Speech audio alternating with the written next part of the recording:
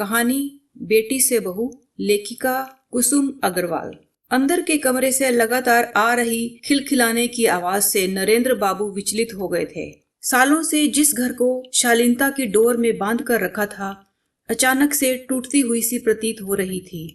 नरेंद्र बाबू एक पढ़े लिखे साहित्यकार थे। जैसा काम वैसा ही वातावरण बना रखा था उन्होंने अपने घर का। हर वक्त हर काम वक्त की पाबंदियों में जकड़ा हुआ, व्यवहार में शालीनता व सभ्यता तथा पोशाकों के चयन में सावधानी उनके घर के हर सदस्य के लिए आवश्यक थी, वरना वे उसी नजरों से सही गलत का एहसास करवा देते थे। अन्यथा नरेंद्र बाबू का दबदबा ही इतना था कि कोई उनके विरुद्ध जाने की हिम्मत ही नहीं कर पाता था। बेवजह का चीखना, चिल्लाना, रोना धोना या हंसना खिलखिलाना भी उनके घर के नियमों के विरुद्ध था। काफी सब्र करने के बाद भी जब खिलखिलाहट बंद नहीं हुई तो उनसे रहा नहीं गया और उन्होंने रिया को आवाज दी। रिया नरेंद्र बाबू की बेटी थी जो 10वीं कक्षा में पढ़ती थी। दिखने में सुंदर, परंतु वेशभूषा जमाने से हटकर सी प्रतीत होती थी और ये सब नरेंद्र बाबू के डर से था, वरना वह तो आधुनिक युवतियों की तरह तितली बनकर उड़ने को तैयार थी। जी बाबूजी, रिया एक ही आवाज में दौड़ कर आई और बोली।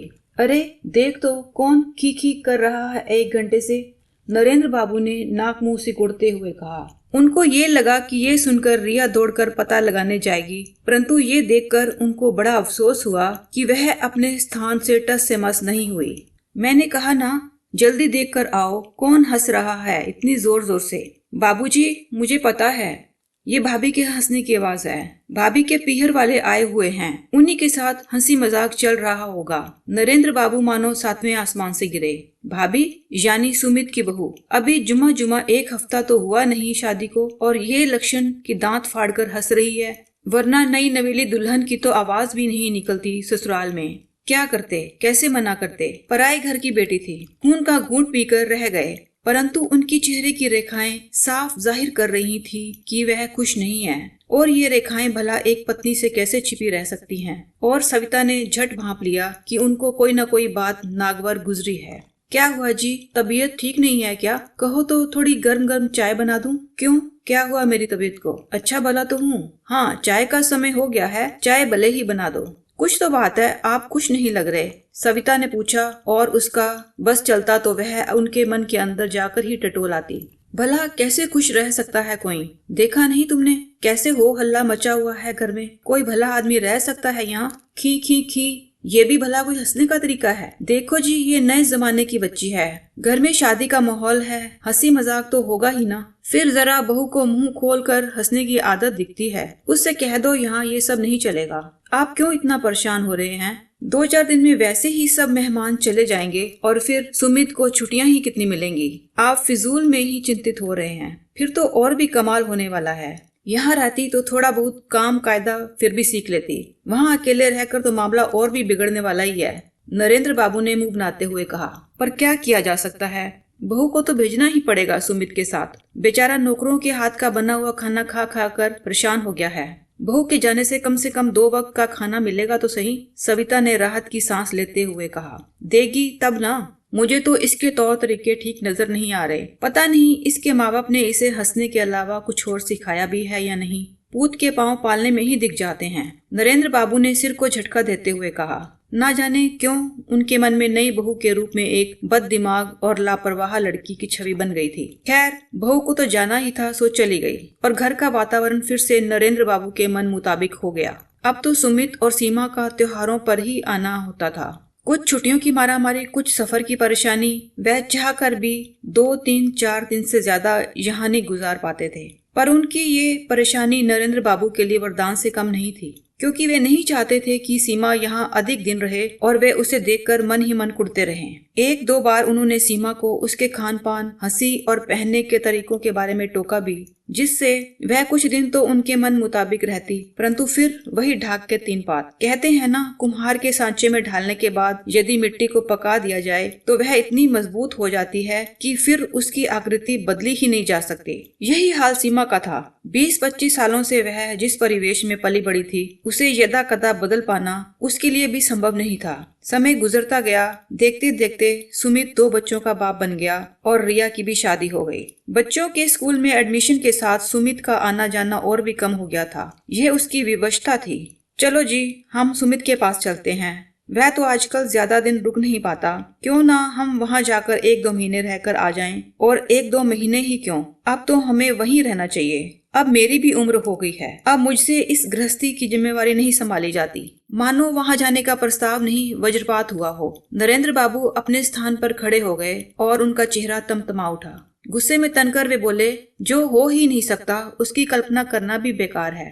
तुम जानती हो ना, मुझे बहू के तौर तरीके बिल्कुल पसंद नहीं है। कुछ दिन तो सह लेता हूँ, पर ज्यादा लंबे समय तक मैं उसके साथ नहीं रह सकता। यह बात तो तुम अच्छी तरह समझती हो ना। क्यों जी, ऐसी क्या बात है? इतनी भी बुरी नहीं है वह। पता नहीं जब से ब्याह कर आई है, ना जाने मन में क्या कुंठा पाले बैठे हो उसके प्रति। आजकल सभी बुएं ऐसे ही होती हैं। आप कुछ ज्यादा ही पुराने ख्यालात के हो, मानो जलती आग में घी गिरा हो। नरेंद्र बाबू और भड़क उठे और बोले, इतनी हिमायत कर रही हो तो ठीक है, तुम चली जाओ, मैं कहीं नहीं जाऊंगा। रही बात खाने पीने की, मैं खुद अपनी व्यवस्था कर लूंगा, तुम उसकी चिंता मत करना। पर क्या ऐसा संभव था? जन्म से लेकर अब तक संस्कारों में पली बड़ी सविता क्या ऐसा कर सकती थी? वृद्धावस्था में पति को छोड़कर बच्चों के साथ अकेले जाना उसकी कल्पना के भी बाहर था। वह मन महसूस कर रह जाती। बेटे बहू पोते पोतियों के साथ रहने की उसकी तमन्ना अधूरी ही रह गई थी। ज्यों ज्यों समय बीतता गया, सविता का स्वास्थ्य गिरता गया। घुटनों में दर्द बढ़ गया, आंखों से दिखना भी कम हो गया था और सांस की तकलीफ भी रहने लगी थी। अब उसे वास्तव में किसी सहारे की जरूरत थी, परंतु नरेंद्र बाबू की जिद के आगे उसकी एक न चलती थी।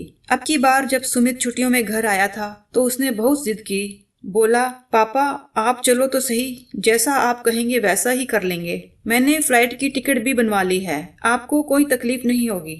नहीं बेटा, इस उम्र में ये घर छोड़ने की इच्छा नहीं है। अब हमें यहीं रहने दो, हम यहीं ठीक हैं और तुम भी स्वतंत्र हो। नरेंद्र बाबू ने यह कहकर सुमित को टाल दिया था और सुमित अपने दिल पर एक बोझ लेकर लौट गया था। घर सुख सुविधा से संपन्न था, रुपए पैसे की कोई कमी नहीं थी, परंतु सविता को उसका अकेलापन काटने को दौड़ता था। घुटनों से लाचार होने के बाद तो स्थिति और भी खराब हो गई थी।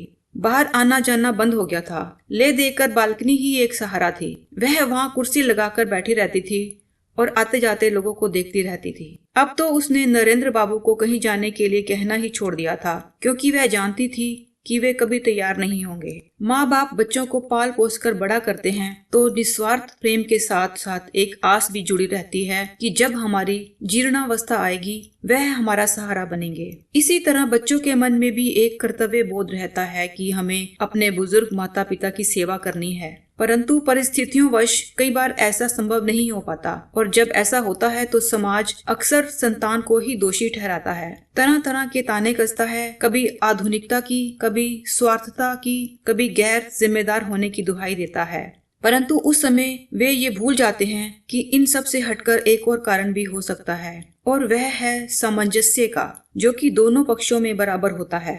और जब वह बुजुर्गों में होता है तो जीवन के अंतिम पड़ाव में उन्हें समझाना टेढ़ी खीर होता है। शाम के 6 बजे थे। नरेंद्र बाबू बाजार से लौट आए थे। घर की छोटी मोटी आवश्यकताओं की पूर्ति के लिए वह रोज शाम को बाजार का एक चक्कर लगा दिया करते थे, परंतु वृद्धावस्था के कारण हरारत भी हो जाती थी।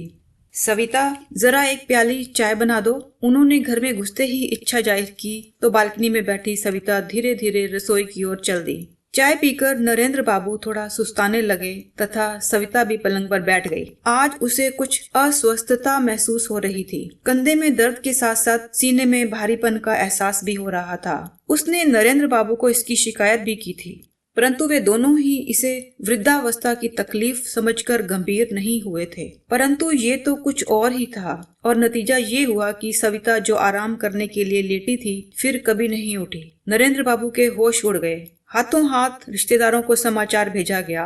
15-20 दिनों में अंतिम क्रिया से लेकर 6 माही तक के कार्यक्रम संपन्न कर लिए गए। अब प्रश्न था, नरेंद्र बाबू कहाँ और कैसे रहेंगे। सभी रिश्तेदारों के समझाने और कुछ समाज के डर से वह सुमित के साथ जाने को राजी तो हो गए, परंतु जाते जाते भी उनके मन में यह संदेह था कि ऐसी स्थिति में बहू उनकी सेवा कर पाएगी या नहीं, और साथ ही यह मलाल की सारी जिंदगी जिससे बचता रहा, अंत समय में वहीं जाना पड़ रहा है। रह रहकर उनके सामने सीमा कभी खिलखिलाकर हंसती हुई, कभी कटे हुए बालों को झटक कर घूमती हुई, तो कभी किटी पार्टी में जाती हुई नजर आती थी। उन्हें इस बात पर कतई भरोसा नहीं था कि वह उनकी देखभाल कर पाएगी। वह तो इसलिए जा रहे थे कि कहीं सुमित को बुरा ना लगे, क्योंकि वे इन सब बातों के बीच उसे बलि का बकरा नहीं बनाना चाहते थे। बाबूजी, आपके नहाने का पानी रख दिया है, कहकर सीमा जब नहाने के कपड़े भी ले आई तो वह कपड़े लेकर नहाने चल दिए। नहाने के बाद जब पूजा पाठ से निवृत्त हुए तो देखा कि नाश्ता लग चुका था। पूरा दिन